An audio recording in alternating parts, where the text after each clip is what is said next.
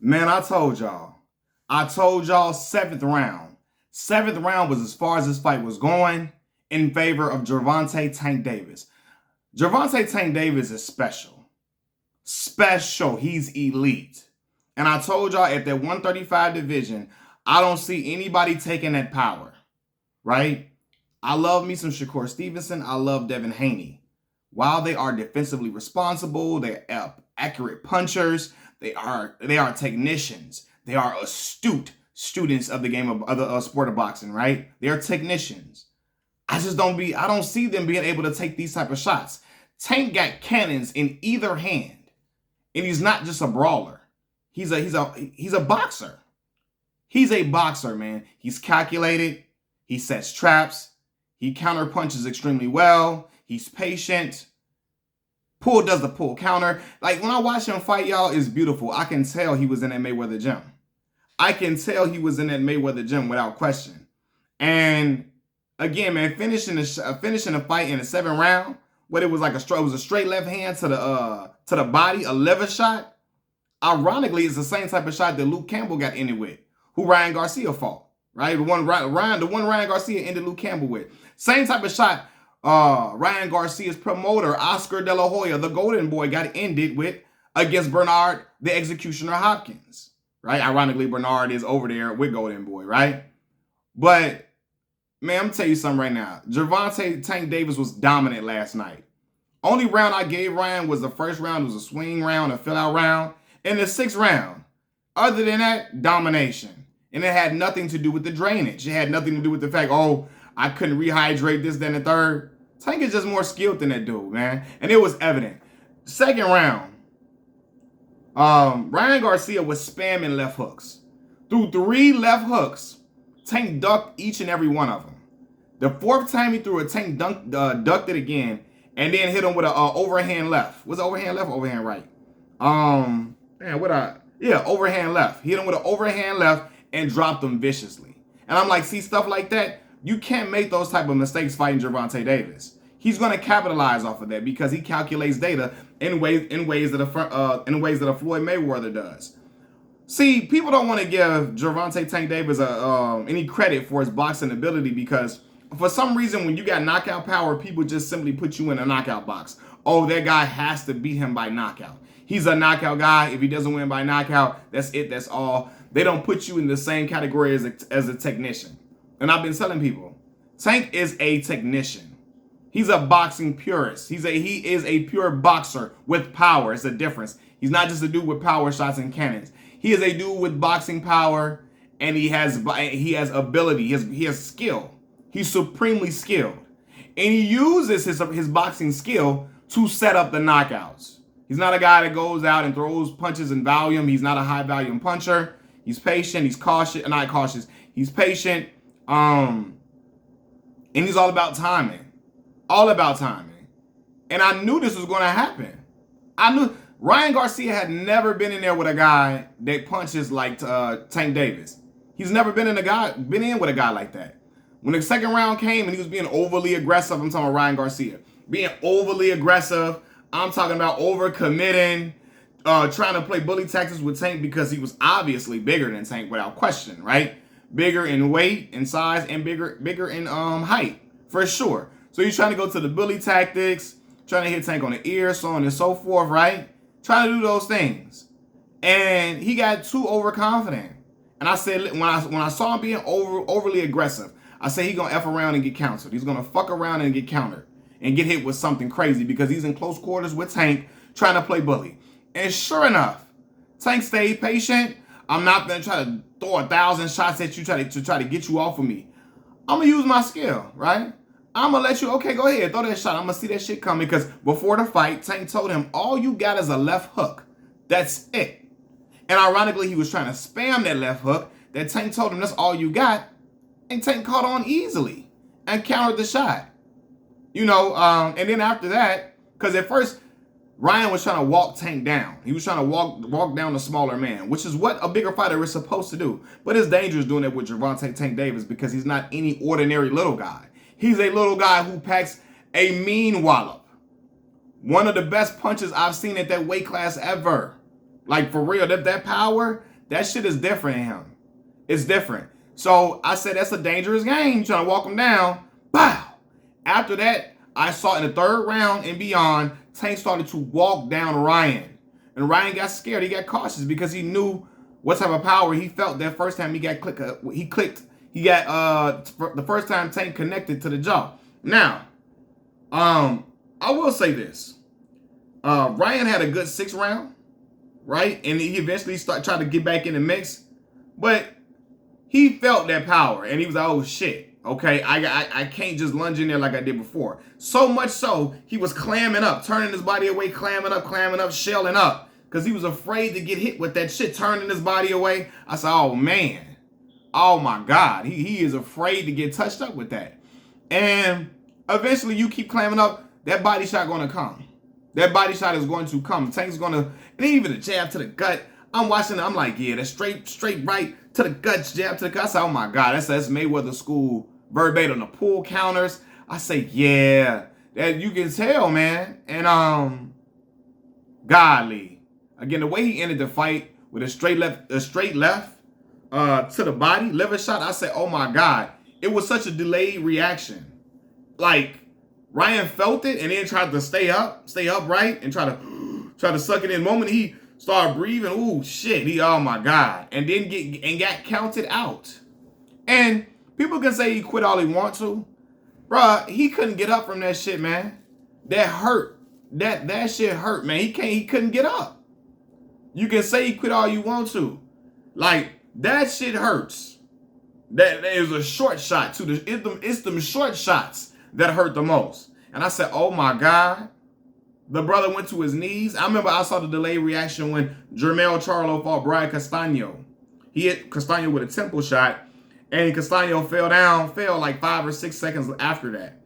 I don't know. This shot with Ryan Garcia may have been a little longer than that. But because he tried to stay upright. He tried his best to stick it out and thug it out, like we say.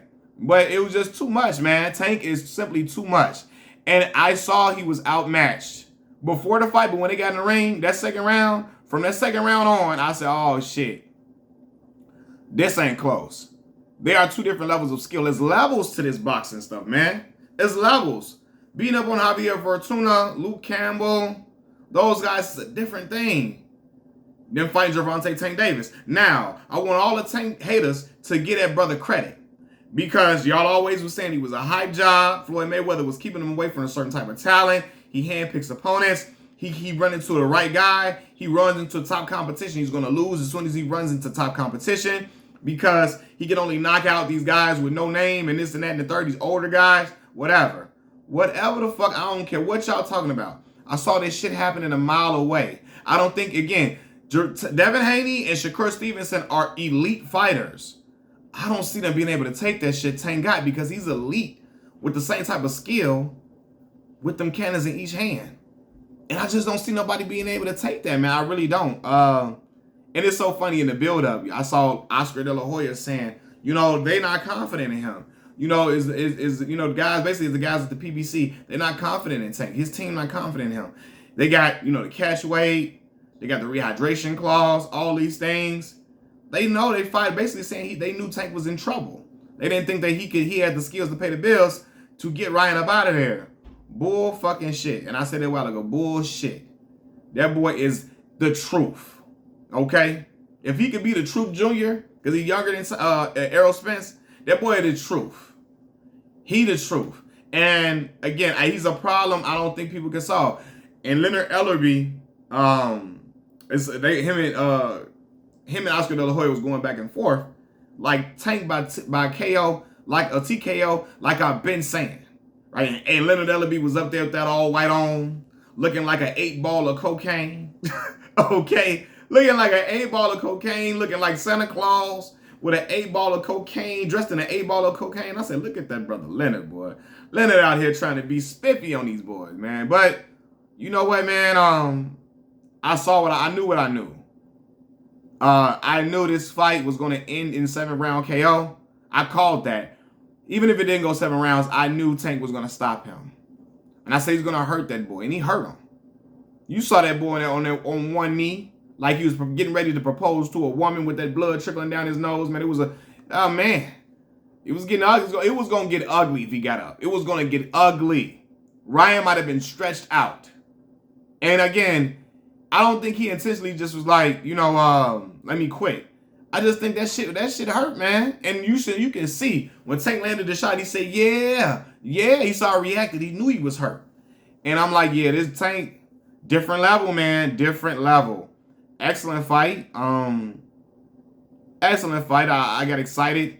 Watching the my pops watching the fight with me, all of that. You know what I mean? My pops, he gave up on boxing years ago. Many years ago. My dad likes to see vicious knockouts, right? My dad he liked to see the rock'em sock'em robot type stuff, right? I'm more of a student of the sweet science, but my dad likes to see the rock'em sock'em robots. The heavyweight fights of the 90s, and they were all great, for sure. But he didn't like the Mayweather style of boxing. That wasn't his thing. He liked Tank, though. And he likes Tank because Tank can deliver knockouts.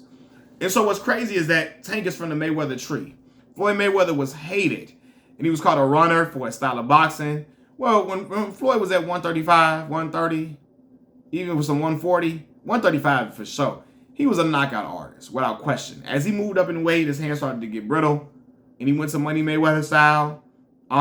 Defensively responsible counter-punching. Right? Pot shot and counter-punching. Just a sweet display of the sweet science, beautiful displays. But people would discredit him. Oh, he don't want to go toe-to-toe. He don't knock nobody out. He not a clear-cut winner because he don't knock dudes out. He's a pillow puncher, this, that, and the third. People wanted to hate Tank because he's on that Mayweather tree, and they hate Tank by proxy. But you can't discredit Tank. Even if, he's not a high-volume puncher. He's a counter-puncher type of guy. He's patient, but he's winning by knockout. Like, he's stopping guys. You can't dispute that shit. Say all you want to, he's stopping motherfuckers in their tracks. What is that, 26, 27 knockouts now? And you can't argue against that. It is what it is. So I think now Tank probably gonna generate a level of hate that you probably ain't seen since Floyd Mayweather. Because they already moving the goalposts. Even Jamal Charlo's hating ass. Jamal picked Ryan Garcia to win. Errol Spence told him bet 20K. Right? But anyway, he go to Ryan Garcia dressing room and all that. That's cool, right? You can pick who you want to pick. After the fight, he ain't gonna do that shit to Shakur Stevenson, though. Shakur Stevenson stopping his ass. Shakur gonna stop his ass. Hey, he immediately looking for the next dude to try to beat Tank, because the dude he thought was gonna beat Tank didn't do it, and he got dominated. Okay? So now motherfuckers is trying to, instead of congratulating Tank, I bet you he won't do this to this one. I bet you he won't do that to that one. And again, I'm a fan of Devin Haney and Shakur Stevenson for damn sure, without question. But I promise y'all, man, I know what this shit is, man. You don't want to give that boy credit, so now you're going to try to run it. He get this one and get that one. You thought the little brother was going to beat him. Now you're going to try to run to the big brother. You don't want to get a dude credit. He instead of saying good job, Tank is a dominant dude. He's a hell of a fighter. It's just, I bet he won't do this against Shakur. I bet he won't do this against Devin. I bet he won't do this against Loma. All these motherfuckers, man, get the fuck out of here, man. Say what you saw, man, and get props on this dude. But I know what this is, man. You know what I mean? Like, Floyd Mayweather drew a lot of hate from a lot of fans, and now it's transferring to Tank for sure. And watch, you're going to see when he fights Shakur Stevenson. Now, you're going to see the difference, too. They're going to, the Hispanic heritage in him is going to start a whole nother Ryan Garcia type thing for sure, because he's Puerto Rican, right? Even though Shakur looked blacker than a motherfucker. Okay, blacker than 4 motherfuckers. Not dark skinned, but just look like an African American, right? And we have Afro Latinos too. Afro Latinos for sure. So his father could be Afro Latino, especially with him being Puerto Rican. But you're gonna see the divide with the Hispanic thing, with Hispanic folks going over with Shakur. You know what I mean? Because hey, it is what it is, and race and culture plays a big part in boxing. People want to deny it, but it does, right? But as much as I love Shakur is dominant. Like, he is a hell of a, like, he is special. Devin is special. I got Devin beating Loma, too, for sure. But Tank is something different, man. He got Deontay Wilder-type punching power with boxing skill. They always criticize Deontay. He ain't got no skill. He throw wild punches, windmill swinging wild, all of this, all of that. He ain't no boxing skill. I mean, I think Deontay got some skill, but he not as skilled as Tank, and that's evident. He's not as skilled as Tank at all. And I love Deontay. That's my dog. That's my dog in the heavyweight division. That's my guy, Deontay. Because he got the motherfucking cannons, that mule kick in both of his hands. But Tank got that with the boxing skill of a Devin Haney, Shakur Stevenson. And y'all just ain't seen it yet. You're gonna find out, though. Think it's a game. Y'all gonna find out. All right? Like my boy, what's my man, Calvin Ford told y'all. Gonna be punishment in this division. Keep playing. Keep playing. Keep fucking around. You're gonna find out what time it is with Gervonta Tank Davis. He's special. And again, Canelo can be looked at as the face of boxing. But as far as the American soil, on the American front, it's Gervonta Tank Davis. Canelo don't be speaking no English. People can't identify with him. In America, Tank bring out the stars. Whether it's Denzel Washington, whether it's Mark Wahlberg, whether it's Mike Tyson, whether it's Nelly, whether it's I don't know, some of these elite guys, some of these big time entertainers, they come out to see their brother Tank. Cause he got that mini Mike Tyson shit going on. Machiavelli Mills TV, I was right. I should have bet on this fight. I knew it. I should have had the balls to bet. Because I called this shit. But Machiavelli Mills TV, I'm out. Peace.